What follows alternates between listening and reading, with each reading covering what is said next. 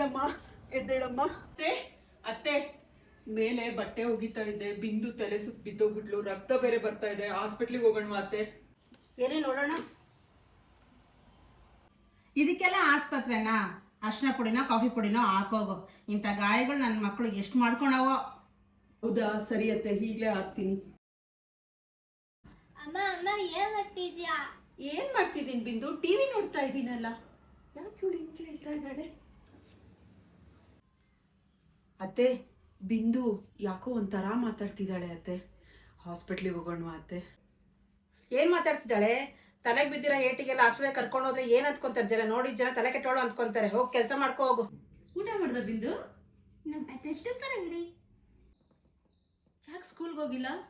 ನಾನು ಮಾಲಿಗೆ ಹೋಗಿದ್ದೆ. ಅಮ್ಮ, ಬಿಂದುಗೆ ತಲೆ ಕೆಟ್ಟೋಗಿದೆ ಅಮ್ಮ. ಆ ತಲೆ ಕೆಟ್ಟೋಗಿರೋ ಹುಡುಗಿನ ನೀನು ಹೆಂಗಮ್ಮ ನೋಡ್ಕೊಂತೀಯ? ಅಕ್ಕಪಕ್ಕದವರೆಲ್ಲ ಆಡ್ಕೊಂತಾರಮ್ಮ.